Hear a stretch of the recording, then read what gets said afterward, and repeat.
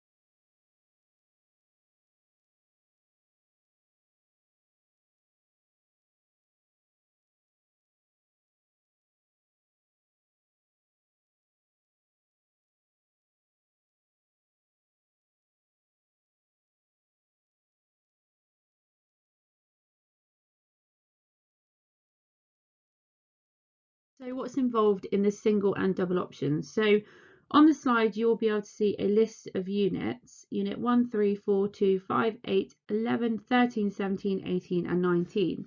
So the single option, you will study 5 units, and the double option, you will study 11. Now you do get more time on your timetable if you do study the double, so it's not like, whoa, I've got to do 11 compared to the single who are doing 5. How on earth am I going to get that done? Well, you do get more time to do that on your timetables. So the first 3 on the slide, 1, 3 and 4, are externally sat exams. So that means that you obviously have to sit them like a proper exam. In the sports hall, it's a proper paper that comes from OCR, and you sit it like you would sit an exam, and then it's sent off and it's marked by OCR, and then we get the results a couple of months later.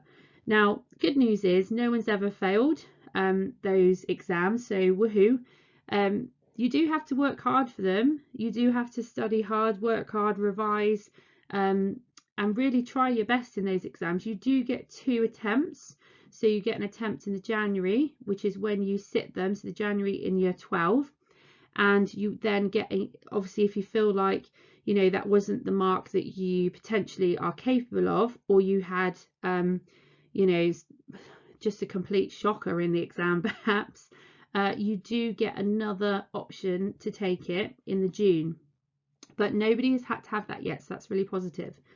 So those exams are really interesting. So unit 1's all about like the heart, the lungs, the respiratory system, mechanics of breathing. It's really interesting. Muscles, bones. Unit 3, sports development, very similar to the exam that you would have sat in year 11 if you studied sport. And unit 4 is obviously health and safety in sport. So it's just looking at all the things you need to take into consideration when participating in sport, like risk assessments and so on. Unit 2 is as it says, so it's leadership. So it's the biggest unit, unit 2. It takes about a year to complete. So you'll study this alongside other units, and you'll have to plan, deliver, evaluate a session of your choice for your sport. You'll have to complete various assignments around that as well. Unit 5 is performance analysis. So it's looking at professional athletes and how they perform, looking at how they do what they do. Unit 8 is sports events, so it's a combination of practical and theory. That one, you have to plan a sporting event, deliver it, carry it out and evaluate it, promote it. Unit 11, physical activity for different target groups. So again, if you did study sport in year 11, you've got a bit of a head start on that one. Unit 13 and 17, interesting units again. So unit 13 is all to do with health and fitness, so fitness testing, health, how to get fit, basically looking at different health measures, looking at different groups, physical activity groups, and how to get them fit. Fitness is, again, looking at the fitness testing, taking part in them. It's not, everybody's got to do the bleep test, and the person that gets the highest in the bleep test gets the highest score. That's not how that unit works. So don't be put off by things like that. Unit 17, sport injuries, is a new one. You wouldn't have studied that in year 11. Unit 18 is as it says, so it's practical unit. And unit 19 is sports psychology. So again, looking at various theories in sports psychology, and it's written assignments that you need to do for that one. So again, it's a good course to do in terms of the theory practical split. So as I said, it's not all in the classroom, it's not all practical, it's a good combination and mix up of the two. But if you want to find out more about a unit, just let me know, speak to me, or your PE teacher that you have, send them a message on ePraise, and we'll get back to you with any questions or queries.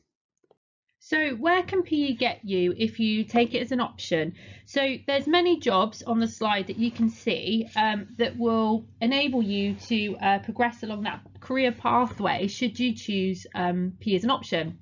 Now, they aren't limited to those. There are many opportunities that you can progress into if you take PE as an option. So don't just think, oh, I'm going to take PE as an option, but I only have to, all I can do is pick sport. All I can do is get a job in sport, and that's it. Well, that's not true. There's many different career opportunities that you can progress onto, that you can pursue, even if you pick sport. Okay, and that isn't limited to things like a lawyer, a teacher in another subject apart from sport. Okay, one of my friends, actually, she works in London now. She did sport as a degree, and she does all the drugs testing for athletes like Anthony Joshua, Mo Farah. Such a cool job. And she meets lots of famous people, but such a cool job. And she studies sport as an option, so perhaps that's something that might interest you. So on this slide, it's all about the requirements and attributes that we would like you to have and bring to the sport option course. Obviously, one of the main ones is in blue on the picture. You need to bring your PE kit. Okay, when it is a practical lesson, that's one of the main things that we want you to do, is bring your PE kit. Okay, if you're taking PE as an option, PE kit is essential. All right, you are that person that is setting an example to others. And obviously we've put some essential and desirable requirements and attributes that we would like you to have. You don't have to have them all, but it's just something to think about.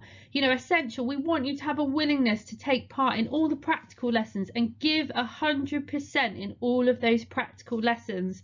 You've got to remember, you will be assessed in those sports, and we will carry through your best sports to give you your final grades at the end. So giving 100% all the time in practical lessons will be essential.